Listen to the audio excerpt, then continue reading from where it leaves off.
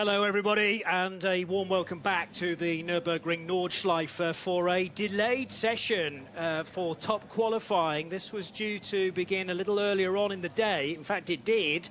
We had cars around the racetrack and then an absolutely almighty accident for Laurens Vanthoor down at Arenberg, which means that the number 16 Scherer Sport PHX Porsche is not going to be able to run in top qualifying. The session was immediately red flagged in order for the medics to head to that vicinity. They got there very, very quickly, but the car was an absolute wreck. Thankfully, Laurens Vanthoor able to be taken away, and early indication is that he is fine. But clearly now the car cannot run, and we're going to be instead looking at 16 cars rather than the allocated 17 for this top qualifying session. It's been adjusted, therefore, and the pit lane will effectively open at 4 o'clock.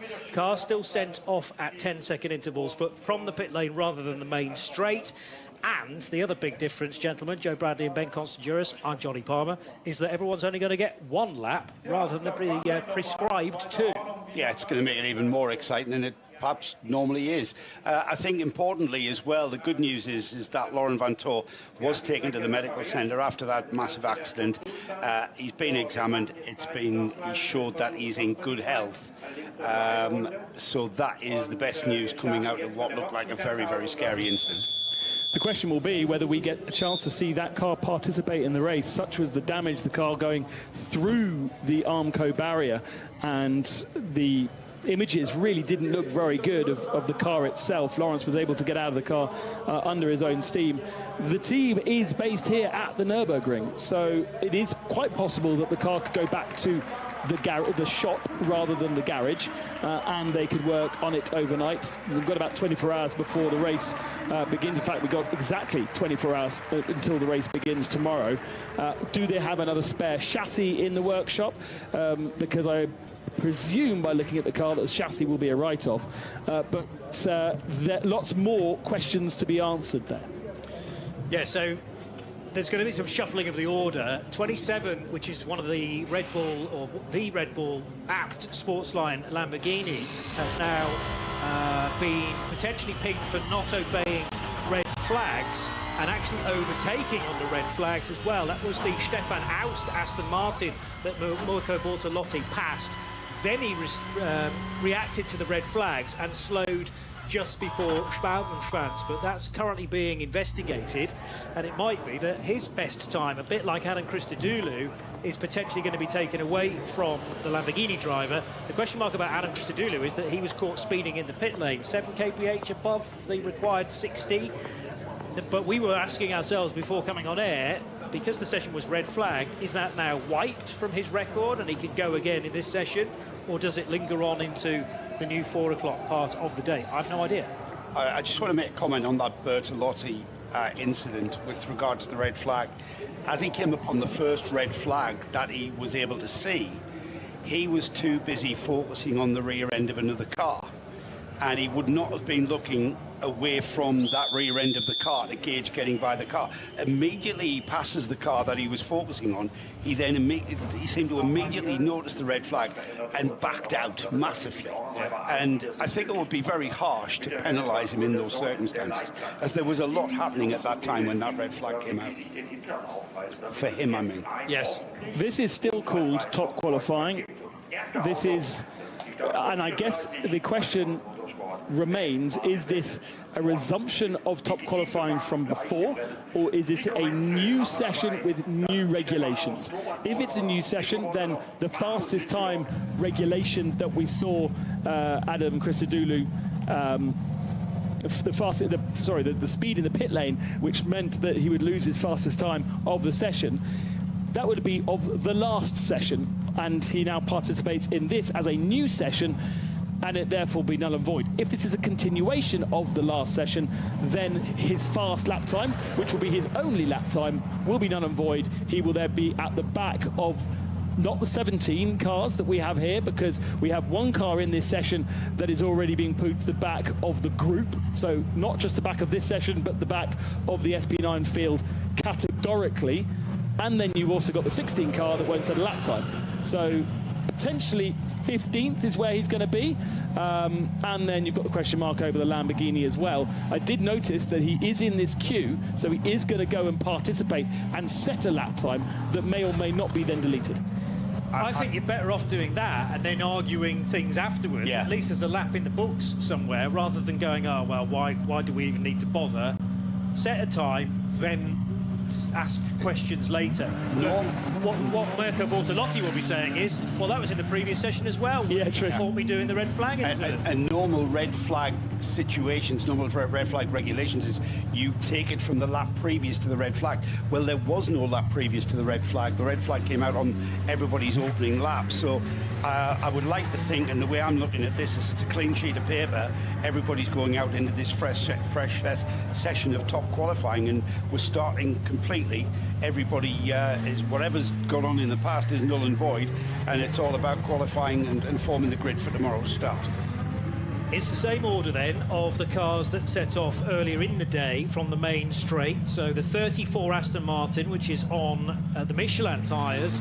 Danish driver Nicky T being selected as the qualifying pilot.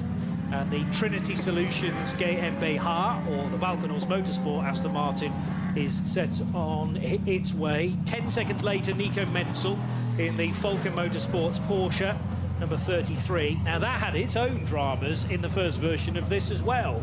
Didn't make it beyond the Grand Prix track, in fact, Ben. No, a binding right front brake didn't allow that wheel to rotate, which then caused a puncture.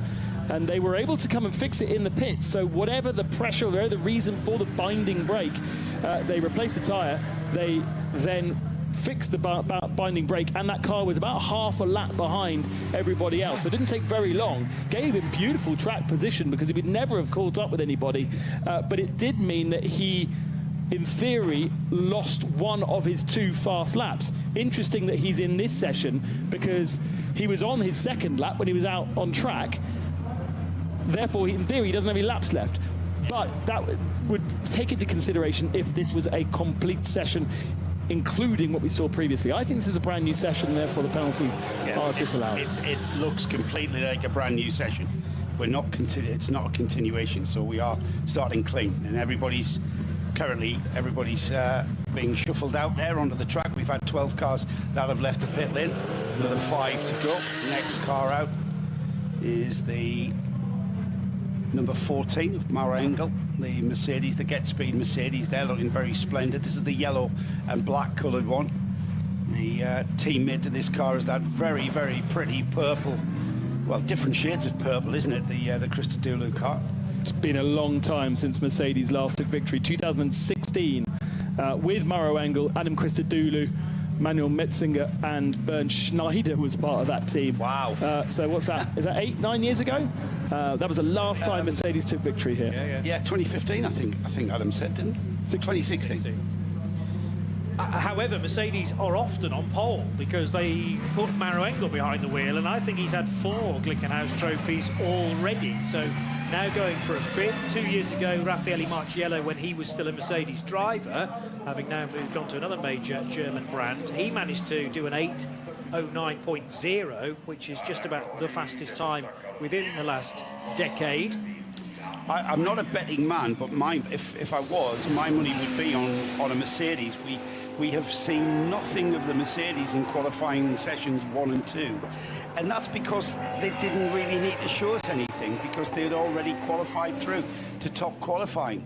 And so I think we are going to see the true speed of the Mercedes-AMG GT3 in this new session. If you weren't with us earlier on, this is what happened to Laurens Vanthoor then, catching the curb at Schwedenkreuz, spinning the car on that short straight down to Arenberg, and then the car just disassembles itself. It's like a crumple zone going into a wall. An obvious concern for Laurens Vanthoor for a few moments there, although the medics were with him so quickly. Marshals as well in attendance. It's demolished the Armco barrier, actually split the layers apart, we think, from that high up camera angle. And still a very peculiar incident. That is a car that's had a lot of work done to it over the last couple of days after a drive shaft problem on Thursday, which did untold damage to its connecting point to the engine. So they basically sat out all of qualifying 1, then did a run-in test during qualifying 2. And it was that late time from Lawrence himself, late last night, at about 25 past 11, which actually got it into those crucial 5 top spots and into top qualifying, but it is out because it's far too badly damaged. So the first car out, Nicky team in the Volkenhaus Motorsport Aston Martin Vantage, just going up that rise to the iconic part of the Nürburgring Nordschleife. The carousel dips into the drainage ditch, as is the common practice these days. Never designed that way back in the 1930s. It was Caracciola who has the carousel named after now. He was the first to try it by putting the car into the concrete banked part of that corner and picked up a lot of speed, and since then it's become common practice to do that all the way through the Formula 1 years here at the Nürburgring, and now we see this as the practice of how to get round here very, very quickly. Already seeing a couple of drivers and cars swapping positions on circuit. We saw it in the precursor, whereby third and fourth on the road, which has now become second and third on the road. The Ferrari of Thomas Neubauer getting ahead of the Pro-Am car, the number 30 Valkenhorst Aston Martin, which presumably has sort of been a discussion that had been established pre-session.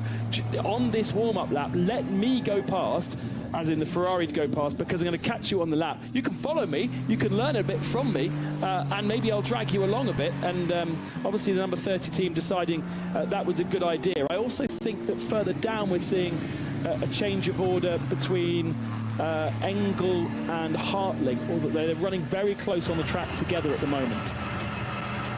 In fact, the 11 has caught up with Maro Engel, so